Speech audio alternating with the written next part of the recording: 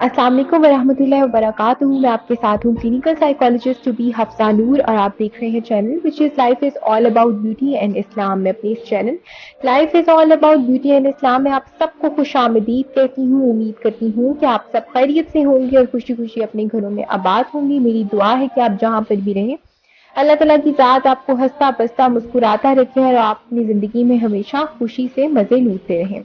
तो व्यूवर्स, आज as usual आप मेरी किचन में हैं और आज की रेसिपी जो आप लोगों के साथ शेयर करने जा रही हूँ बहुत डिफरेंट सी रेसिपी है और इजी टू मेक है, लेकिन थोड़ी सी मतलब आपको इसकी थोड़ी सी मेहनत करनी पड़ती है। आज हम बनाने जा रहे हैं अरेबियन रैप्स। तो चिकन अरेबियन रैप्स बनाने के लिए जो जो चीज़ें मुझे चाहिए मैंने अपने किचन काउंटर पर रखी हैं। तो चलिए एक एक करके आपको बताती हूँ और मज़े से हम ये रेसिपी आज की बनाते हैं। तो सबसे पहले यहाँ पर मैंने 2 कप मैदा लिया है और 2 कप मैदा लेने के बाद मैंने उसको एक बाउल में डाल लिया और यहाँ पर मेरे पास है नमक, इसके साथ साथ है बेकिंग पाउडर, इसके साथ साथ मेरे पास यहाँ पर दूध है। दूध आपने इस हिसाब से नीम गर्म लेना है। 2 कप मैंने मैदा लिया था और दूध आपने उस हिसाब से लेना है जिसके अंदर ये अच्छे से नीट हो जाए। तो बेसिकली यहाँ पे जो सबसे पहले आपने काम करना है वो ये है कि आपने बेकिंग पाउडर ले लेना है। बेकिंग पाउडर आपने 1 टीस्पून के जितना लेना है क्योंकि 2 कप मैदा है तो उसके अंदर 1 टीस्पून की जितना आपने बेकिंग पाउडर लेना है। इसके साथ साथ आपने इसमें नमक ऐड करना है। नमक हस्बे जायका ऐड कीजिए, जिस तरह हम चपाती के अंदर डालते हैं उस तरह रैप्स के अंदर आपने ऐड करना है। और नीम गर्म दूध यानी कि कोजी कोजी सा आपने ल्यूक वार्म आप कह लीजिए, ल्यूक वार्म आप लोगों ने दूध लेना है और उसको ऐड करना है इसके अंदर। और इसके साथ साथ आपने ऐड करते जाना है और उसको मिक्स करते जाना है। जिस तरह से हम रोटी गूंथते हैं अमूमन उसी तरह से आपने सेम टू सेम थोड़ा थोड़ा दूध ऐड करते जाना है और गूंथते जाना है। और इसमें कोई वो नहीं है कि इसमें इतना कप दूध डलेगा या इतना कप आप कह लीजिए कि नहीं डलेगा। आपने बस सॉफ्ट सी रोटी बनानी है उसके साथ। और दूध के साथ गूंथने का मकसद ये था कि ये सॉफ्ट रहे और ये इसके साथ जो रोटी बनेगी, जो चपाती हमारा रैप बनेगा वो बहुत ही ज़्यादा सॉफ्ट होगा बनिस्बत उसके कि अगर हम पानी के साथ उसे गूंथते हैं और पानी के साथ अगर हम नीट करते हैं तो वो थोड़ा सा अकड़ाहट आ जाती है, उसमें थोड़ा सा वो जो है हार्ड हो जाता है। लेकिन दूध के साथ ज़रा सा ये सॉफ्ट रहता है। तो आप इसको इस तरह से नीट कीजिए, बहुत अच्छे तरीके से नीट कीजिए, कोई लम्प्स बाकी ना रह जाए। और फिर इसके बाद आप इसके पेड़े बनाकर रख लीजिए, ठीक है। और इसके साथ साथ अब चलते हैं चिकन की जानिब, जो कि हमारा चिकन बनेगा। और चिकन किस तरह से हम बनाएंगे, हमने क्रिस्पी क्रिस्पी सा इसके अंदर चिकन बनाना है और उसके लिए जो इंग्रेडिएंट्स मुझे चाहिए वो भी मैंने रखे हुए हैं। यहाँ पर मेरे पास हाफ के जी करीब चिकन था जिसको मैंने स्ट्रिप्स में काटा है। फिर लाल मिर्च पाउडर है, दूध है मेरे पास, अदरक लहसुन का पेस्ट है, नमक है, बेकिंग पाउडर है, एक अदद अंडा है, साथ ही साथ काली मिर्च पाउडर है, साथ ही मेरे पास यहाँ पर मैदा और कॉर्नफ्लावर है। तो ऑल पर्पज फ्लावर और कॉर्नफ्लावर आपने लेना है, एक बाउल ले लेना है। और फिर उसके बाद हम क्या करेंगे, सबसे पहले हम चिकन ऐड करेंगे। और चिकन ऐड करने के बाद जो कि स्ट्रिप्स में है, बहुत बारीक बारीक सी स्ट्रिप्स थी मेरे पास, जिस तरह से मैंने उसे कटिंग की है। सबसे पहले हम लहसुन का पेस्ट इसमें ऐड कर देंगे। लहसुन का पेस्ट ऐड करने के बाद जो कि हाफ टेबल स्पून था वो आपने ऐड किया, इसको बहुत अच्छे से मिक्स कर लिया। वो मिक्स करने के बाद हमने इसमें जो नेक्स्ट इंग्रेडिएंट ऐड करना है वो काली मिर्च पाउडर है।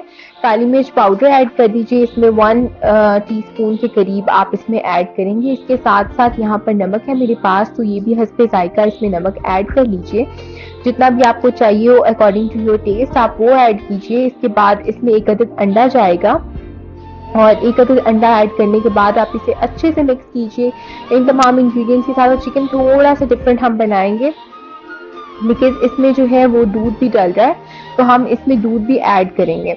तो इससे क्या होगा कि हमारा बहुत ही अच्छा और क्रिस्पी चिकन बनेगा। और जो मैदा और कॉर्नफ्लावर हम यूज़ करेंगे वो अलग से कोटिंग हम इसकी यूज़ करेंगे, एक एक करके हम कोट करते जाएंगे और उसके अंदर हम डिप करके इसको फ्राई करेंगे। तो यहाँ पर बेसिकली क्या है कि अब मैं इसके अंदर दूध ऐड कर रही हूँ। जब मैंने इसके अंदर अंडा ऐड कर दिया, अंडा ऐड करने के बाद तमाम इंग्रेडिएंट्स दूसरे ऐड कर दी, जो कि बहुत ही सिंपल थे, कोई इसमें ज़्यादा मसाले या मिर्च विर्च नहीं डल रही है, इसमें कोई इस तरह से ज़्यादा तेज़ मसाले नहीं डल रहे हैं। तो आपने बेसिकली इस तरीके से इसको मिक्स करना है। और मिक्स करने के बाद अब यहाँ पे आप देख सकते हैं, अब बना लेते हैं इसकी सीजनिंग। सीजनिंग के लिए यहाँ पर मेरे पास एक जो आप कह लीजिए 3 टेबल स्पून कॉर्नफ्लावर था और 3 टेबलस्पून ही ऑल पर्पस फ्लावर था। तो ऑल पर्पस फ्लावर भी 3 टेबलस्पून और जो कॉर्नफ्लावर है वो भी 3 टेबलस्पून। इसके बाद इसमें थोड़ा सा बेकिंग पाउडर ऐड कर दीजिए आप, pinch of baking powder and pinch of a salt वो ऐड कर दीजिए। और इसके साथ साथ ही इसमें लाल मिर्च पाउडर जाएगा। तो लाल मिर्च पाउडर हम इसमें ऐड कर रहे हैं, चिकन में ऐड नहीं कर रहे हैं। सीजनिंग में ऐड करेंगे और सीजनिंग को अच्छे से आप कर लीजिए, हिला लीजिए इस तरह से जिस तरह से मैं आपके सामने कर रही हूँ। तो सीजनिंग बहुत अच्छे से मिक्स हो गई और ये मिक्स होने के बाद अब जो नेक्स्ट काम हमने करना है वो ये है कि हमने इसको एक एक स्ट्रिप को पकड़ते जाना है और इसके अंदर डिप करेंगे। डिप करने के बाद इसको फ्राई करते जाएंगे। बेसिकली किस तरीके से फ्राई करेंगे वो भी आपके सामने कि प्री हीटेड ऑयल के अंदर, जो पहले से प्री हीटेड हो उस ऑयल के अंदर आपने बेसिकली एक एक स्ट्रिप को डालते जाना है और इसको फ्राई करते जाना है। ये इसका बेसिक रूल है कि आपने इसको एक एक स्ट्रिप को पकड़ना है। जिस तरह से हमारा पॉपकॉर्न चिकन बनता है ना व्यूअर्स, सेम टू सेम ये वैसे बनेगा and it would be very crispy और बहुत मजे का होगा। तो ये इस तरह से आपने बनाना है क्योंकि अरेबिक में भी ज़्यादा मसाले यूज़ नहीं होते हैं, बट सिंपल सी रेसिपीज के साथ बहुत ही मज़े के इंग्रेडिएंट्स। ये जो लहसुन वगैरह जो है वो तो हमारा मेन कोर्स इंग्रेडिएंट है, तो वो तो ज़रूर जाएगा। और इसके बाद हमारी चिकन को इस तरह से हम करेंगे। अच्छा, अब कमिंग टू द नेक्स्ट, इसको 5 to 6 मिनट्स के बाद आप देखिएगा कि आपका चिकन, आप थोड़ा सा इसको हिला लीजिए, साइड चेंज कीजिए। साइड चेंज करने के बाद आप देखेंगे कि आपका गोल्डन ब्राउन सा कलर जब आ जाए, आपने ज़्यादा डार्क नहीं करना है क्योंकि फिर वो बिल्कुल ही सुखड़ जाते हैं। तो आपने उस तरह से ज़्यादा इसको ब्राउन नहीं करना है या ज़्यादा आपने उसको हीट अप नहीं करना है। अच्छा, कमिंग टू द नेक्स्ट, हमारी रोटियों की तरफ या चपाती की तरफ जो हमारे रैप्स बनने हैं, ये आप देख सकते हैं कि मैंने यहाँ पर पेड़े इसके बनाकर रख लिए थे और इसको कुछ देर के लिए सेट होने के लिए रखा था। तो आप मैक्सिमम 15 मिनट्स के उससे सेट कीजिए और फिर उसके बाद इसकी रोटियां बनाना या इसके रैप्स बनाना शुरू कर दीजिए। आपने राउंड राउंड में इसको इस तरीके से चलाना है कि आपकी रोटियां बहुत ही जबरदस्त सी राउंड शेप में बने और जो एक चपाती का साइज होता है उस साइज के आपने रैप्स बनाने हैं और बहुत बड़े भी ना हो बहुत छोटे भी ना हो, तो मीडियम से आपने रैप। और इसकी फोल्डिंग बहुत जबरदस्त हम करेंगे कि इसकी जैसे शवारमा की तो फोल्डिंग डिफरेंट तरीके से होती है, इसकी फोल्डिंग जरा सी डिफरेंट तरीके से होगी। तो आप देखते जाइए कि मैं किस तरीके से इसकी फोल्डिंग करूंगी और किस तरीके से हम इसको यूज करेंगे। इसके साथ साथ जो सॉसेस हम यूज कर रहे हैं उसमें सिर्फ हनी मस्टर्ड है, बारबेक्यू सॉस है, उसके बाद जो हमने इसकी प्लेन इसके ऊपर बिछानी, आप कह लीजिए कि एक तरह से एक लेयर बिछानी है, वो हमारे पास मायो गार्लिक की होगी। इसके बाद हम इसके साथ यूज करेंगे डिफरेंट इंग्रेडिएंट्स की, जो ऑलिव्स आप यूज कर सकते हैं, इसके अंदर आप चिप्स यूज कर सकते हैं। इसके साथ साथ जो आप चीज यूज कर सकते हैं वो आपकी है एलिपिनोस। तो एलिपिनोस को ऐड कीजिए, मुझे तो इसके अंदर बहुत मजे के लगते हैं एलिपिनोस, तो आप एलिपिनोस को ऐड कर सकते हैं जब आप इसको रखेंगे। अब देखिए कितना खूबसूरत सा इसका कलर आ गया है। और इसके साथ साथ अब आप देखते जाइए और मैं किस तरीके से इसकी रैपिंग करूंगी और किस तरह से चीज़ें ऐड करूंगी। फ्लेवर्स मैंने आपको चीज़ों के बता दिए कि क्या क्या डलेंगे, किस तरीके से होगा। और अभी मैंने आपके सामने चपाती की जो रैप्स हैं वो भी बनानी है, तो आप देखते जाइए और साथ साथ मैं शुरू करती हूँ आज की अच्छी बात। तो आज की अच्छी बात शुरू करते हैं और साथ साथ आप रेसिपी को देखिए। तो व्यूअर्स, आज की अच्छी बात मैं आप लोगों के सामने जो लेकर आई हूँ वो एक ऊंट की मोहब्बत यानी एक कैमल की मोहब्बत रसूलुल्लाह सल्लल्लाहु अलैहि वसल्लम से कितनी थी और कैसे एक कैमल जो था वो रसूलुल्लाह सल्लल्लाहु अलैहि वसल्लम से किस तरह से एसोसिएट हुआ और उसको कितनी मोहब्बत हो गई रसूलुल्लाह सल्लल्लाहु अलैहि वसल्लम से। Indeed he was a profit of a God. और किस तरीके से उनकी एसोसिएशन एक एनिमल की एसोसिएशन रसूलुल्लाह सल्लल्लाहु अलैहि वसल्लम से कैसे हुई। तो एक बार रसूलुल्लाह सल्लल्लाहु अलैहि वसल्लम मोमिनीन को सदका की तलकीन फरमा रहे थे कि आपने सदका करना है, खैरात करनी है, उसकी इंपॉर्टेंस बता रहे थे रसूलुल्लाह सल्लल्लाहु अलैहि वसल्लम अपने फॉलोअर्स को। तो एक अरबी आ पहुंचा जिसके पास बड़ा ही खूबसूरत ऊंट था। उसने एक जगह खड़ा कर दिया। सहरी के वक्त जब हुजूर करीम सल्लल्लाहु अलैहि वसल्लम घर से निकले तो ये ऊंट ऊंची आवाज में दुरूद पढ़ रहा था और ये अल्फाज पढ़ रहा था कि अस्सलामु अलैका या ज़ैनुल क़ियामा, अस्सलामु अलैका या खैरुल बशर, अस्सलामु अलैका या फातिहुल हनान, अस्सलातु वस्सलामु अलैका या शाफिउल उम्म, अस्सलामु अलैका या कायदुल मोमिनीन, अस्सलामु अलैका या रसूलुल रब्बिल आलमीन। जब उसने ये कलिमात पढ़े तो तो हजूर करीम सल्लल्लाहु अलैहि वसल्लम ने कलमात सुने और ऊंट की तरफ तवज्जो फरमाई और उसका हाल पूछा। तो वो कहने लगा, या रसूल अल्लाह, मैं अरबी के पास था, वो मुझे एक सुनसान जंगल में बांध कर चला गया।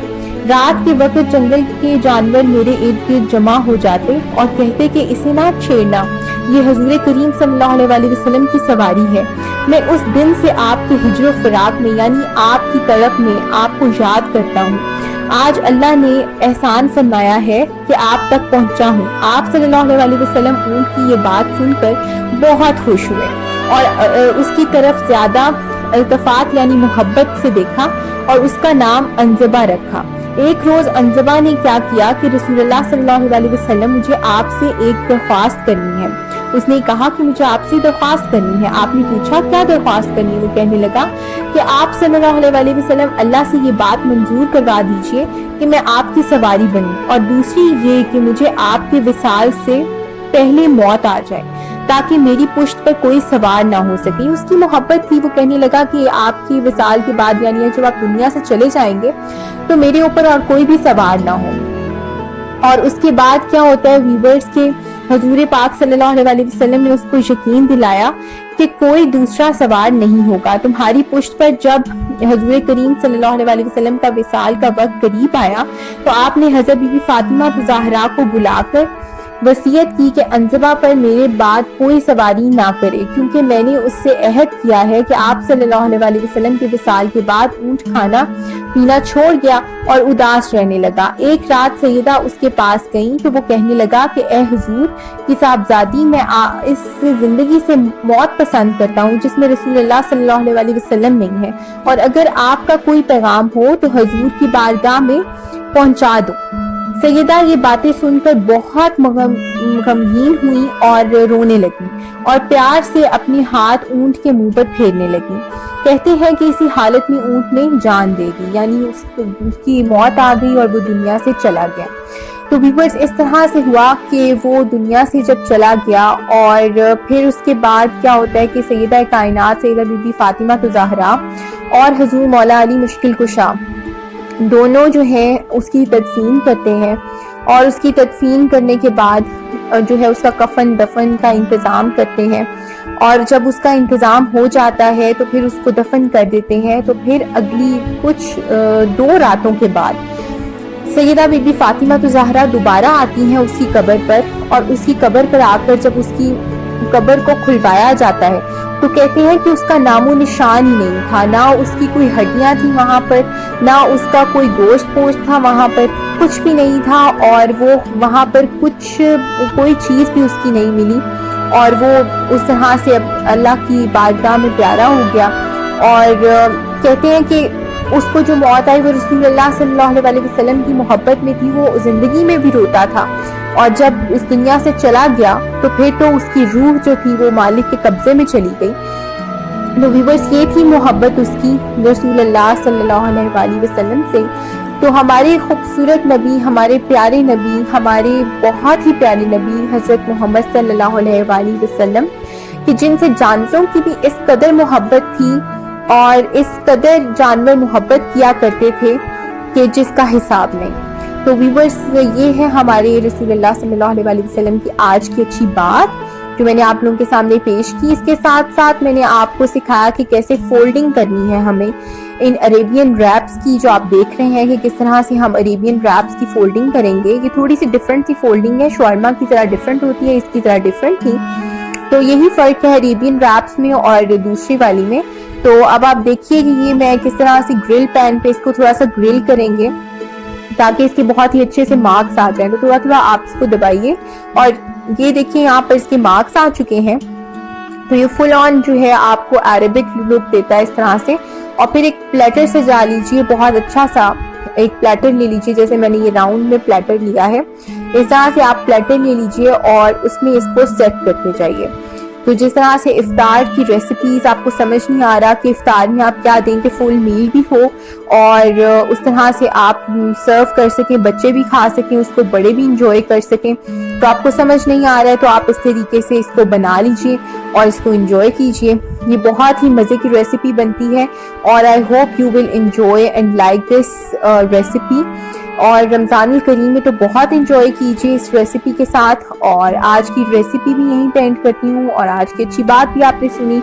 और अगर आपने मेरे चैनल को अभी तक लाइक एंड सब्सक्राइब नहीं किया है तो काइंडली बेल आइकन को भी प्रेस कर दीजिए ताकि आपको नेक्स्ट नोटिफिकेशन मिलते रहे। और सब्सक्राइब करने के बाद कुछ देर के लिए वीडियो को देखिए ताकि आपकी सब्सक्रिप्शन मेंशन हो जाए।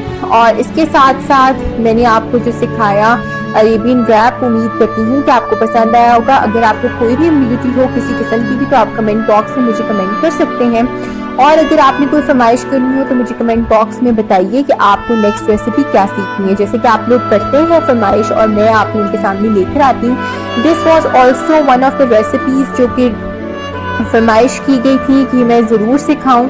और ये उनके लिए है कि जिन्होंने फरमाइश की थी अरेबियन रैप्स की। तो अब मैं इजाज़त चाहती हूँ आपसे। बहुत अपना ख्याल रखिएगा। अल्लाह हाफिज़।